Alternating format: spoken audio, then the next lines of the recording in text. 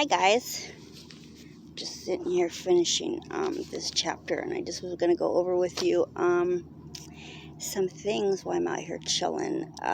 So where do we stop at? Let me see. I think we're at, self-regulation is a life skill that can support building resilience, is what ultimately I am absolutely gaining and inspiring. I want to see that more, Now, resilience is the ability to adapt to changing circumstances, Psychological resilience is the ability to cope mentally and emotionally with, a crisis or to return to pre-crisis, status quickly. It allows people to be knocked down by the adversities of life, and a comeback, and at least, as strong as before, right? Rather than letting difficulties, traumatic events or failure, overcome, then and drains their resolve. Highly resilient people, though, find a way to change, course emotionally, heal and continue moving towards, their goals, which is so important.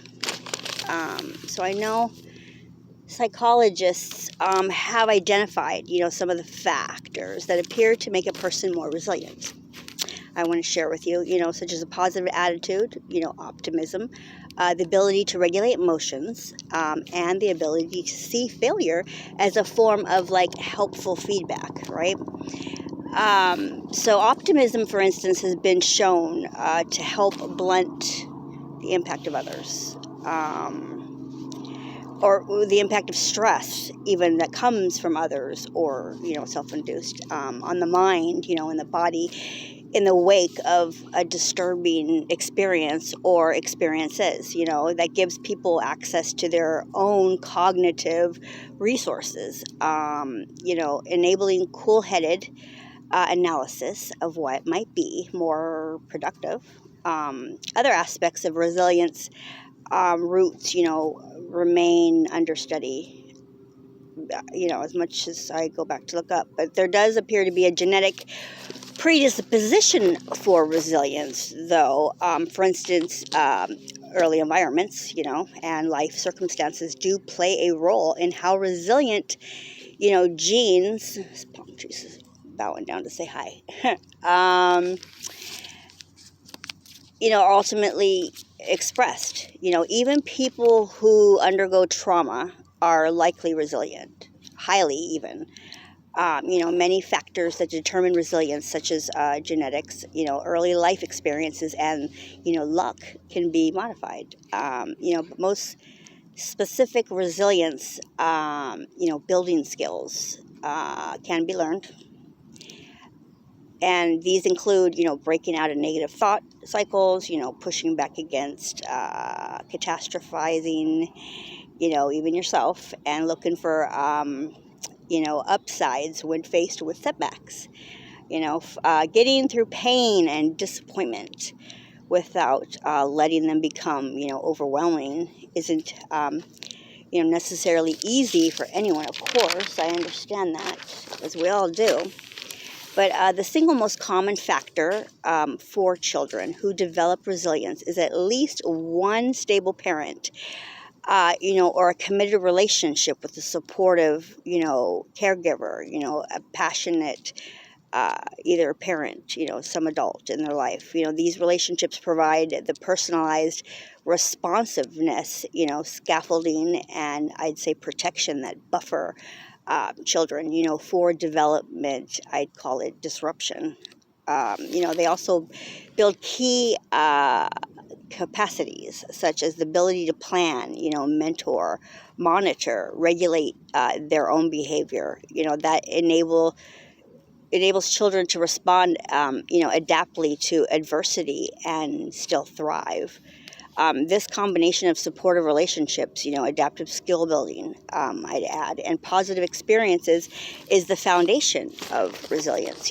Children who do well in the face of serious hardships typically have a biological resistance to adversity and even strong relationships with the important adults, in their family and community. Resilience is the result of a combination of protective factors. Neither individual characteristics nor social environments alone are likely to ensure positive outcomes for children, who experience prolonged periods of, I'd say, toxic stress.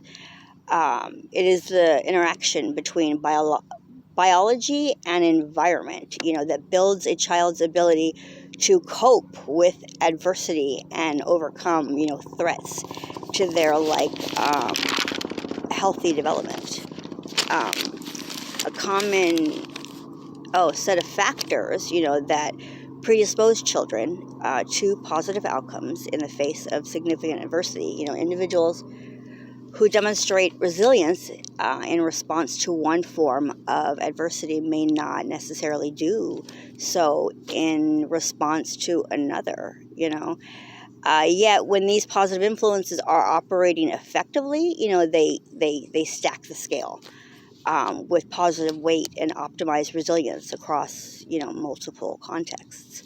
Number one, facilitating, supportive adult-child relationships, I'd say. And number two, building a sense of self efficiency, and perceived control. Number three would be providing opportunity to strengthen, adaptive skills and regulatory capacities. And number four would be mobilizing sources of faith, hope, and cultural traditions.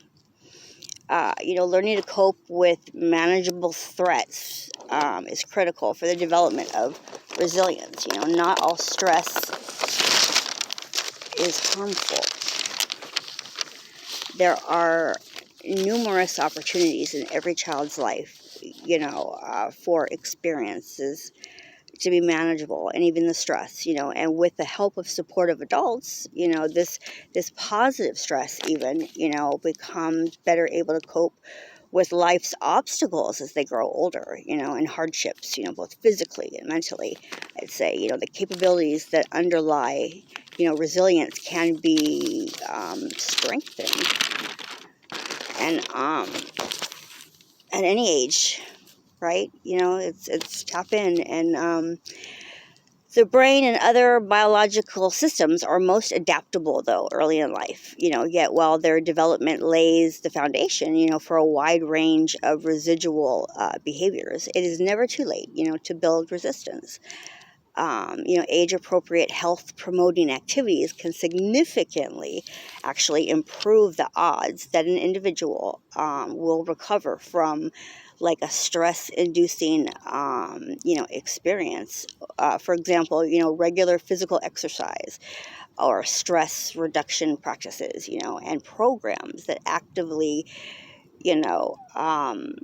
build, it's called now, executive functioning and self-regulation skills, can improve the abilities of children, and adults to cope with, adapt to, and even prevent adversity, in their lives. Adults who strengthen these skills in themselves can better model healthy behaviors for their children, thereby improving the resilience, of even the next generation. I'd say, in society, we want more resilient adults who are able to regulate their emotions and behaviors. They find it easier, to manage their lives, the bumps, not letting the down periods affect their mental health, right? I had a situation yesterday. Isaiah, I'll brief you on the most recent interchange from the universe. He called me from school, not feeling well from an alternate number. And when we began to speak, I catch myself, thinking at first he sounds like CJ, and trying to like multitask. He's not feeling well. And so it's like he calls me and then hangs up, texts me, and a few times. Meantime, I'm on the phone with this like young man, making an appointment at the center to get him in. And sometimes, they ask me for the information, and I will confuse the younger two. One's the 6th and one's the 3rd of August. And I start giving the info, and Isaiah chimes in and goes, "No, the third. It's not the 3rd. It's the 6th." And so then this other guy though makes a comment about him being an adult now, according to the record. And I said, "Hey, okay."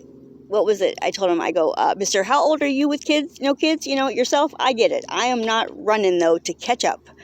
I'm not out of breath because he's miles ahead. He's what I call 18-ish, right? He just turned 19, which means, he just took a left. And I'm making space, to yield, okay? So I know we reach, those ages and stages, but nobody, should try to be telling you how to do it or how easy it, it should be. But it's great that, we turned it almost into comedy relief, at least for myself. It was therapeutic. The discussion ends with, us chuckling.